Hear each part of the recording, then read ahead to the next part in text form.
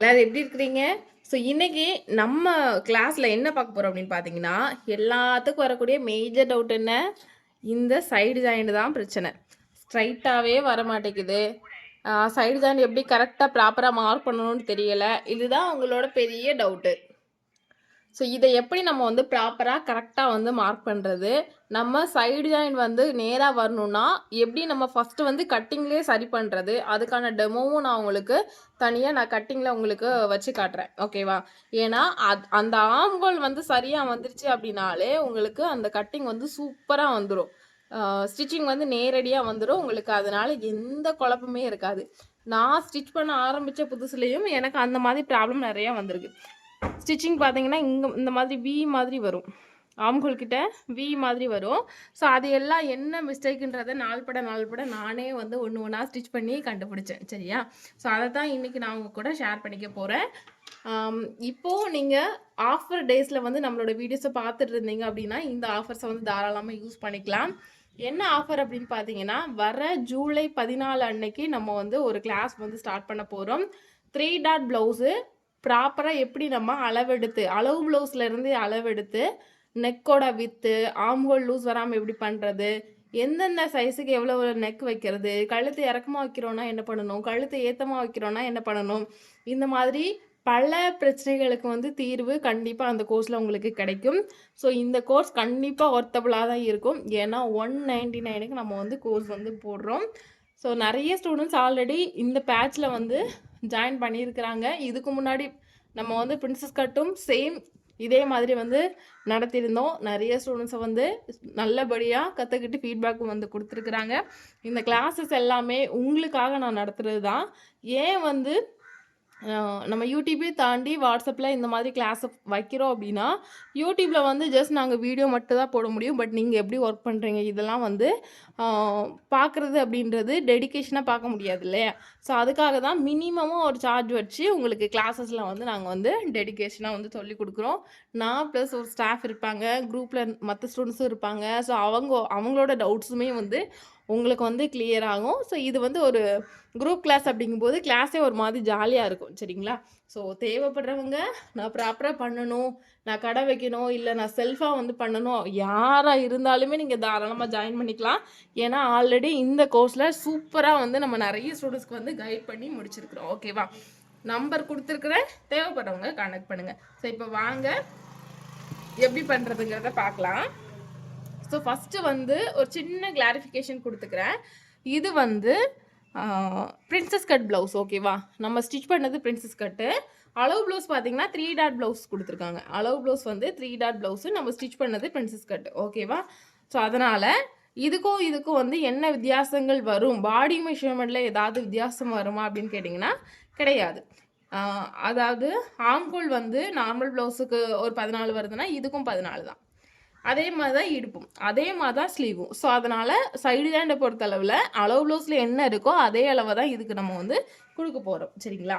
So இப்போது ஒரு மெஷர்மெண்ட்டாக அளவு ப்ளவுஸில் இருந்து இது எப்படி நம்ம வந்து கரெக்டாக மார்க் பண்ணுறது அப்படின்றத பார்க்கலாம். ஃபஸ்ட்டு இது வந்து ஷார்ட் ஸ்லீவ் தான் கொடுத்துட்டு இருந்தாங்க. நம்மளோட சப்ஸ்கிரைபர் ஒருத்தவங்க வந்து நமக்கு கொரியர் போட்டுட்டு இருந்த ஒரு ப்ளவுஸ் தான். சரியா? ஸோ இது ஷார்ட் ஸ்லீவாக கொடுத்துருக்காங்க. ஸோ இதோட ஸ்லீவ் ரவுண்டு வந்து எவ்வளோ இருக்குதுன்றதை பார்க்குறேன். 5.5 அந்த மாதிரி இருக்குது. 5.5 இருக்குன்னா ஸ்லீவ் கீழே போக போக ஒரு 1/4 இன்ச்லேருந்து 1/2 இன்ச் வரைக்கும் கம்மியாகிறதுக்கான வாய்ப்பு கண்டிப்பாக இருக்கும். ஸோ இதில் 5.5 இருக்குன்றதுனால நான் வந்து இதில் என்ன பண்ணுறேன், 5.25 வந்து மார்க் பண்ணிக்கிறேன். ஓகேவா? 5.25 மார்க் பண்ணிக்கிறேன். இதுக்கப்புறமா ஆம் ரவுண்ட் வந்து ஃப்ரண்ட்டில் எவ்வளோ இருக்குன்றதை பார்க்கலாம். ஆல்ரெடி நம்ம கட்டிங் போடும்போதே இதெல்லாம் பார்த்து தான் கரெக்டாக தான் கட் பண்ணியிருப்போம். கிராஸ் செக் பண்ணிக்கலாம். ஃப்ரண்ட்டு செக் பண்ணிக்கலாம், பேக்லேயும் செக் பண்ணிக்கலாம். ஏன்னா ஃப்ரண்ட் அண்ட் பேக் ரெண்டுலேயும் ஒவ்வொரு அளவு வரும். இதில் 7 இருக்கா, அதே மாதிரி பேக்லேயும் எவ்வளவு இருக்குன்றதை பார்க்கணும். சரியா? ஆல்ரெடி இது எல்லாமே பார்த்து தான் நம்ம கட்டிங் வந்து போடணும். அப்போ தான் வந்து நமக்கு அந்த ஃபிட்டிங் வந்து பெர்ஃபெக்டாக இருக்கும். ஆல்மோஸ்ட் இதுலேயுமே 7 தான் இருக்குது. இந்த ப்ளவுஸில் ஒரே மாதிரி இருக்கிறதுனால நம்ம வந்து இங்கே 7 வந்து அப்படியே வந்து மார்க் பண்ணிக்கலாம். ஆனால் நிறைய ப்ளவுஸில் பார்த்தீங்கன்னா இப்போ பேக்கில் வந்து 7 இருக்குன்னா ஃப்ரண்ட்டில் வந்து 6.5 இருக்கும், 6.25 இருக்கும். சில ப்ளவுஸில் பேக்கை விட அதிகமாகவும் இருக்கும். ஓகேவா? அது ப்ராப்பராக நீங்கள் கட்டிங் வந்து கற்றுக்கும் பொழுது எப்படி வச்சு நம்ம பண்ணணும் அப்படின்றத நீங்கள் குழம்பாமல் தெரிஞ்சுக்கலாம். ஸோ இப்போ வந்து நமக்கு 7 தானே தேவை. அந்த 7க்கு நேராக ஒரு மார்க்கிங். ஃப்ரண்ட் அண்ட் பேக் 7 தேவை. அதுக்கு நேராக ஒரு மார்க்கிங். ஓகேவா? ஃபஸ்ட் மார்க்கிங் கிடச்சிது, செகண்ட் மார்க்கிங் கிடச்சிது, அடுத்த தேர்ட் மார்க்கிங். இப்போ நான் லைன் போடுறேன். போடும்போது எனக்கு எப்படி இருக்குன்னா, இது வரைக்கும் இது ஸ்ட்ரைட்டாக தான் இருக்குது. இனி வந்து நம்ம இடுப்பு சுற்றளவை மார்க் பண்ணணும். மார்க் பண்ணால் தான் நமக்கு ஃபைனலாக வந்து ஃபிக்ஸ் பண்ண முடியும். ஓகேவா? ஸோ இடுப்பு சுற்றளவு மார்க் பண்ணுறது வந்து டோட்டலாக இதில் எவ்வளவு இருக்குன்றதை நம்ம செக் பண்ணிக்கலாம். அதை 4ஆல் டிவைட் பண்ணிவிட்டு வைக்கலாம். ஓகேவா? இதில் வந்து வீப்பட்டியை விட்டுட்டு ப்ளவுஸை எந்த அளவுக்கு இழுக்கிறோமோ அதே அளவுக்கு டேப்பையும் வந்து இழுத்துக்கணும். ப்ளவுஸை இழுக்கிற அளவு தான் டேப்பையும் இழுக்கணும். 28 இருக்குது. ஸோ பை 4 பண்ணிக்கலாம். பை 4 ஃபஸ்ட்டு வந்து பை 2 பண்ணிக்கலாம். 2 பண்ணி பேக்கில் மார்க் பண்ணலாம். 28ல் பாதி எவ்வளோ வரும்? அப்போ நமக்கு 14 வருமா? 14 வரும். சேம் அதே 14 வந்து மார்க் பண்ணிக்கிறேன். இப்போ அந்த 14ஐயும் பாதியாக பிரிச்சுக்கோங்க. பிரிச்சுட்டு 2 சைடுமே 7 7 மார்க் பண்ணிக்கலாம். இந்த பகுதியில் வியை வந்து விட்டுருங்க. ஸோ இந்த சைடில் வந்து வியை வந்து சேர்த்துக்கோங்க. ஹூக் பகுதியை வந்து சேர்த்துக்கோங்க. இந்த சைடு வந்து வி பகுதியை விட்டுருங்க. ஏன்னா ஹூக் போடும்போது நம்ம இப்படி க்ளோஸ் பண்ணி தானே போடுவோம், அதனால். சரியா? ஸோ ஃப்ரண்ட்டுக்கான மார்க்கிங் எங்கே இருக்குது பாருங்கள், இங்கே இருக்குது. பேக்குக்கான மார்க்கிங் எங்கே இருக்குது? இங்கே இருக்குது. இதில் நிறைய பேர் என்ன பண்ணுறீங்கன்னா, இந்த ரெண்டையும் வச்சு இப்படி ஒன்றா அப்படியே வச்சு ஸ்டிச் போடுறீங்க. அப்படி பண்ணால் தப்பு. அப்படி பண்ணக்கூடாது. பண்ணோன்னா என்ன ஆகும்? ஃப்ரெண்டு துணி இவ்வளோ தூரத்துக்கு வெளியில் போயிட்டா, 1 இன்ச் அளவுக்கு வெளியில் போயிட்டா, ஸோ நமக்கு பாடி மெஷர்மெண்ட்டில் 1 இன்ச் அளவு கட் ஆகிரும், குறைஞ்சிரும். ஓகேவா? அதனால் சைடில் ஈவனாக தான் வைக்கணும். வச்சுட்டு பேக் மார்க்கிங் இங்கே இருக்கா, ஃப்ரண்ட் மார்க்கிங் இங்கே இருக்கா. ஸோ ரெண்டுக்கும் நடுவில் அழகாக ஒரு ட்ராயிங். ஸோ இப்போ பாருங்கள், ஸ்டிச்சு நமக்கு ஸ்ட்ரைட்டாக இருக்கும் பாருங்கள். நமக்கு வி ஷேப்பில் வராது. ஆரம்பத்தில் வந்து ஸ்டார்ட் பண்ணோன்னா நேராக அழகாக நமக்கு இந்த மாதிரி வந்துடும். ஓகேவா? இது வந்து போட் நெக்குன்றதுனால ஆம்போல் வந்து இந்த அளவுக்கு டீப் வந்திருக்கு. இல்லைனா நார்மல் நெக்குனா இந்த அளவுக்கு வந்து டீப் வராது. ஓகேவா? ஏன்னா உங்களுக்கு கன்ஃபியூஸ் ஆகிடக்கூடாதுல்ல. ஸோ இப்போ பாருங்கள், ஸ்ட்ரைட்டாக இருக்குது. கோணலாம் இல்லை, ஸ்ட்ரைட்டாக இருக்குது. இப்படி உங்களுக்கு ஸ்ட்ரைட்டாக வரணும்னா இதை நம்ம கட்டிங்லேயே சரி பண்ணிடணும். சரியா? ஸோ இதை எப்படி கட்டிங்கில் சரி பண்ணணுங்கிறத நான் உங்களுக்கு டெமோ வீடியோ காட்டுறேன். அதே சேம் டைம் உங்களுக்கு இந்த இடத்துலையும் ப்ளஸ் மாதிரி கரெக்டாக வர மாதிரி நம்ம பண்ணணும். ஓகேவா? அது கரெக்டாக வர மாதிரி பண்ணுறது எப்படின்னா, இந்த ஸ்லீவை வந்து அடிச்செல்லாம் திருப்பிடுவீங்க. அது மாதிரி பாடி பீஸையும் எல்லாமே ஸ்டிச் பண்ணி ஃப்ரண்ட் அண்ட் பேக்கெலாம் ரெடி பண்ணிடுவீங்க. கடைசியாக இந்த ரெண்டையும் அட்டாச் பண்ணுவீங்கல்ல, அட்டாச் பண்ணும்போது ஸ்லீவ் ரெண்டையும் தனியாக வச்சு ஈவனாக வெட்டி விடணும். அதாவது இந்த அளவுக்கு 1.5 இன்ச் அளவுக்கு இங்கே தையலுக்கு நம்ம விட்டுருக்கோன்னா, அது வரைக்கும் கொஞ்சம் ஸ்ட்ரைட் பண்ணிவிட்டு அதுக்கப்புறமா கேர்வ் போடுங்க ஸ்லீவில். அதே மாதிரி தான் பாடிக்கும். எவ்வளோ நம்ம ஸ்டிச்சிங் விட்டுருக்கோமோ அது வரைக்கும் ஸ்ட்ரைட் லைன், அதுக்கப்புறம் தான் கேர்வ் வரணும். ஓகேவா? ஸோ இதுலேயும் ஸ்ட்ரைட் இருக்கணும், இதுலேயும் அந்த எக்ஸ்ட்ரா சீம் அலவன்ஸ்க்கு ஸ்ட்ரைட் இருந்தால் 2 மேட்ச் ஆகும்போது கரெக்டாக ப்ளஸ் ஷேப் வந்துடும். ஓகேவா? இப்போ இது ஸ்டிச் பண்ணிடலாம்.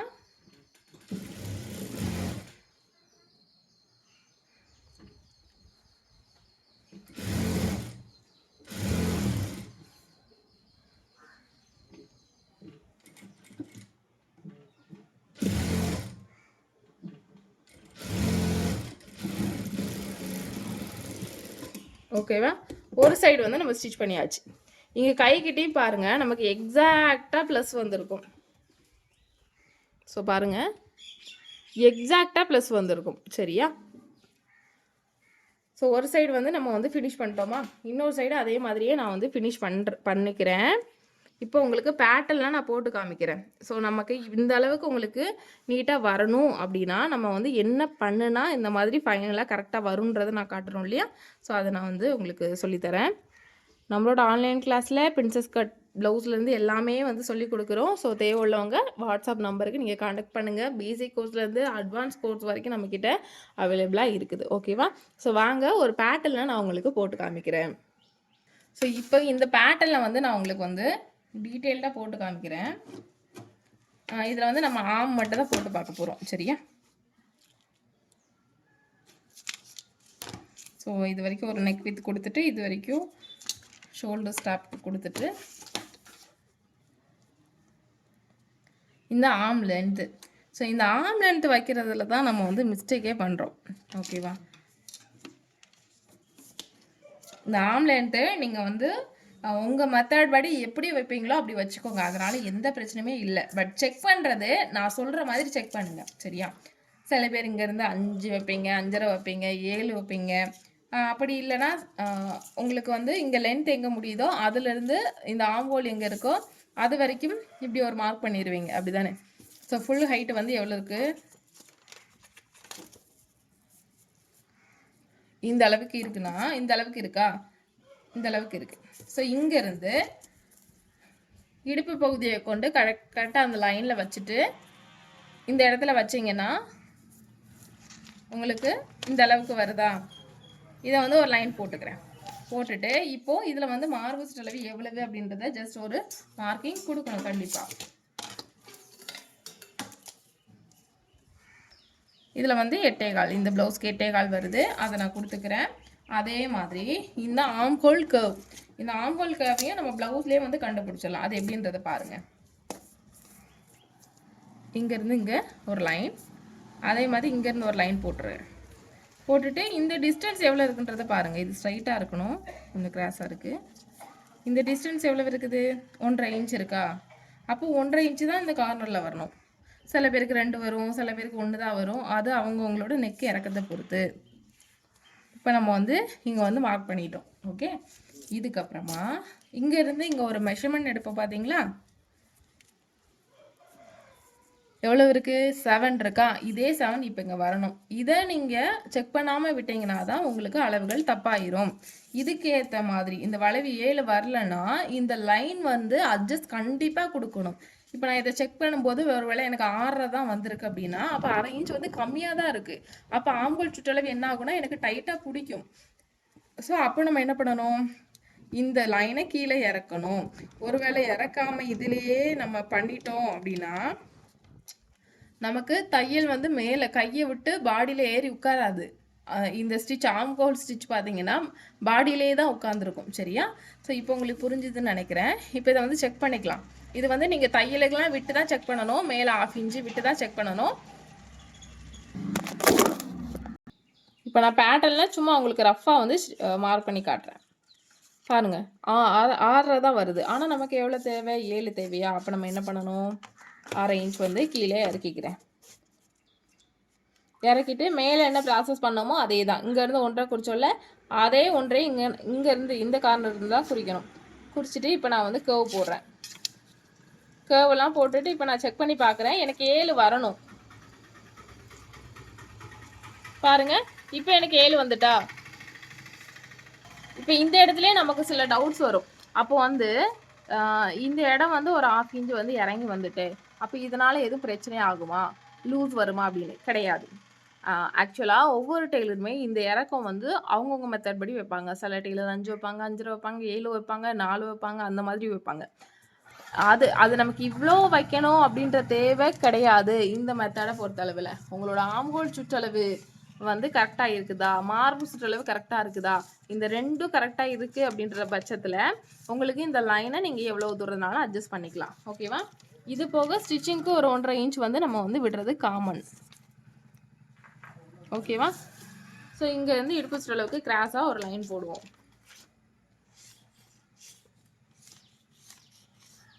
ஓகேவா? ஸோ இதுதான் ரெடி அளவு. இப்போ இங்கே 7 வந்துட்டா? இதே 7 கைக்கு கொண்டு வரணும். அங்கே போயிட்டு மறுபடியும் அதே 6.5 வைக்கக்கூடாது. அது எப்படின்றத பார்க்கலாமா?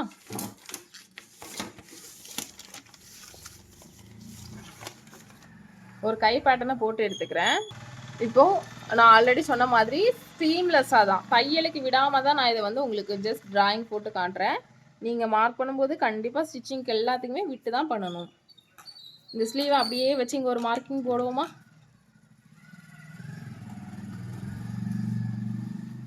ஓகே, போட்டுட்டு இந்த கர்வ் வந்து நான் இப்போ நான் சொல்கிற டெக்னிக் கூட ஃபாலோ பண்ணுங்கள். உங்களுக்கு அந்த வளைவு வந்து சரியாக இருக்கும். வளைவு போடுறதுக்கு இங்கே எவ்வளோ இருக்குது? 6.25 தான் இருக்குது. பட் நமக்கு இந்த அளவு ரெடி எவ்வளோ தேவை? 7 தேவை. வெயிட் பண்ணுங்கள், அதை நம்ம அட்ஜஸ்ட் பண்ணுவோம். இங்கே சென்டர் எடுத்துகிட்டு இங்கேருந்து 1/2 இன்ச் மேலே வச்சுட்டு அழகாக இதை வந்து இப்படி ஒரு கர்வ் போட்டுருங்க. இது எல்லாத்துக்குமே காமன் தான். இது எவ்வளோ இருக்குன்றதை இப்போ நம்ம செக் பண்ணணும். 7க்கு ஒரு கோடளவு கம்மியாக இருக்குது சரியா. அப்போ ஒரு கோடளவு எங்கே எக்ஸ்டெண்ட் பண்ணணும், இங்கே தான் எக்ஸ்டெண்ட் பண்ணணும். பண்ணி இதை ஸ்ட்ரைட் லைன் போட்டுட்டு இதுக்கப்புறமா இங்கே வந்து கை சுற்றளவு நார்மலாக மார்க் பண்ணியிருப்போம்ல, அது கூட இதை வந்து கனெக்ட் பண்ணிவிட்டு இனி தான் இதுக்கு ஸ்டிச்சிங்காக 1.5 இன்ச்சு விடணும். அதே போல் இனி தான் இங்கே வந்து 1/2 இன்ச்சு வந்து ஸ்டிச்சிங்காக விடணும். இந்த ரெடி அளவு இருக்குல்ல, இதில் எவ்வளவு இருக்குதோ அதுதான் இந்த பேக்கோட வளைவில் வரணும் சரியா. ஸோ இந்த பேக்கோட வளைவு இங்கே போட்டு வச்சுருக்கோம் பாருங்கள். அதே மாதிரி இனி தான் இங்கே வந்து சீம் அலவன்ஸ் 1/2 இன்ச்சு வந்து விடணும். ஓகேவா. இந்த 2 லைனும் இந்த லைனும் கரெக்டாக இருந்தால் தான், ஒரே அளவாக இருந்தால் தான் சைடு ஜாயின் வளையாது, கரெக்டாக ப்ளஸ் மாதிரி வரும், ஃபிட்டிங்கும் சூப்பராக இருக்கும். இவ்வளோ தான் இதில் விஷயம் சரிங்களா. இது போக இதில் ஆல்ரெடி நம்ம எப்போதுமே உள்வளைவு எடுப்போம்ல, அதுபடி எடுத்துட்டீங்கன்னா சூப்பரான கட்டிங் வந்து உங்களுக்கு ரெடி ஆயிரும். இந்த இடம் அதாவது இது 7 நமக்கு ரெடி அளவுனா அதுக்கப்புறம் வந்து ஸ்ட்ரைட்டாக தான் இருக்கணும், கீழேயோ மேலேயோ போகக்கூடாது. போனாலும் உங்களுக்கு சைடு ஜாயினில் மிஸ்டேக் வரும். அதே போல் இது 7 முடியுதுன்னா இங்கேயும் ஸ்ட்ரைட்டாக தான் இருக்கணும். ஓகேவா. ஸோ இப்படி இருந்தால் உங்களுக்கு சைடு ஜாயினும் கரெக்டாக வரும், ஃபினிஷிங்கும் சூப்பராக இருக்கும். அவ்வளோதாங்க இதில் உள்ள டெக்னிக்கு. இது உங்களுக்கு புரிஞ்சிருக்கும் அப்படின்னு நான் நினைக்கிறேன். இதே மாதிரி உங்களுக்கு நிறைய கிளாஸஸ் வேணும் அப்படின்னா எனக்கு கீழே கமெண்ட் பண்ணுங்கள், நான் உங்களுக்கு டீட்டெயில்டாக கிளாஸஸ் வந்து எடுக்கிறேன். So thank you.